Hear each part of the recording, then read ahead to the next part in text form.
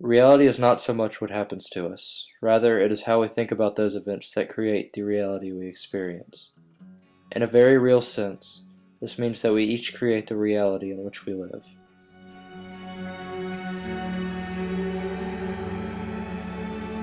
The day my wife walked out on me, saying she needed to be alone and have some time to think things over, on the 1st of July, when the sun beat down on the lake in the center of the town, when the corn in the meadows that surrounded my house was knee-high, I built an igloo made out of books.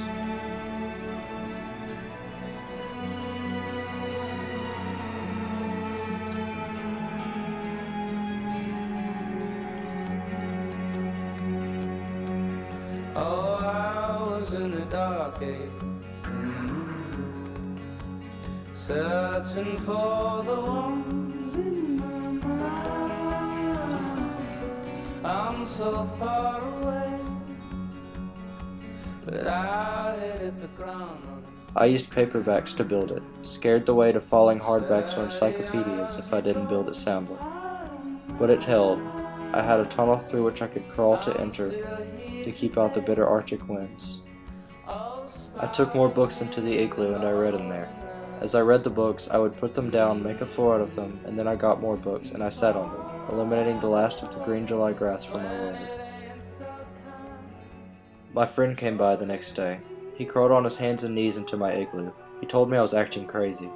I told him that the only thing that stood between me and the winter's cold was my father's collection of 1950s paperbacks, many of them with racy titles.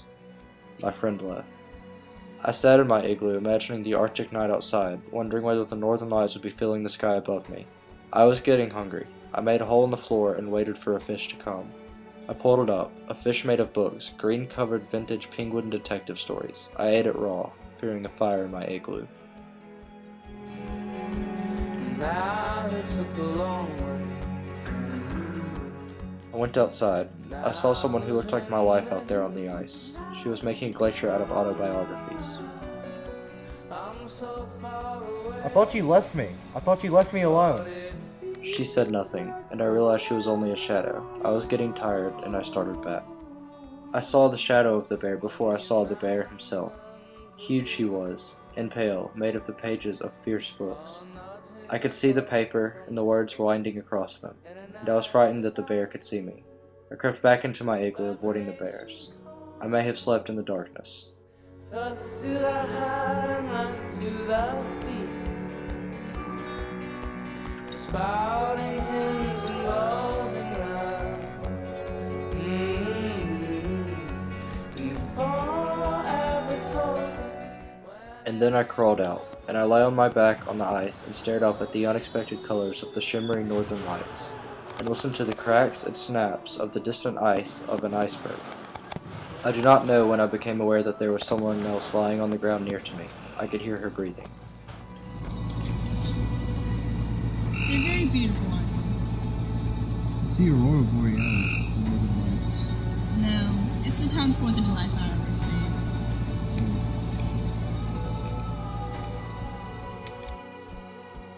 She held my hand and we watched the fireworks together. Then she looked at me and said, I came home. I didn't say anything, but I held her hand very tightly, and I left my igloo made of books, and I went with her back into the house we lived in.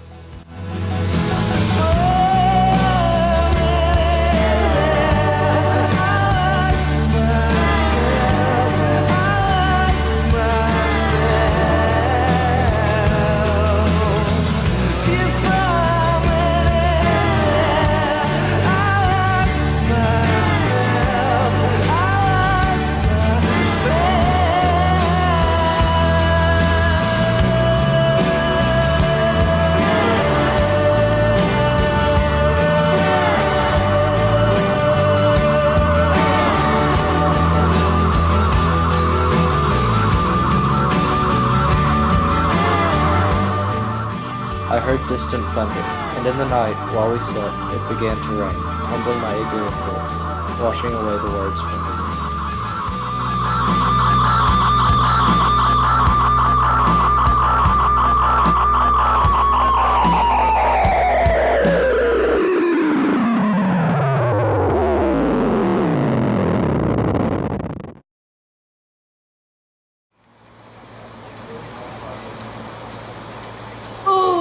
be cool.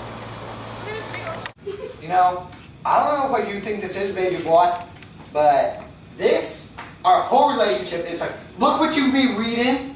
This sucks. I'm out of here. Stupid door. And, here's something, I think you can probably see her through here. Yep, that is, the wild Elena in her natural habitat. Destroying anything that moves. Anything that moves.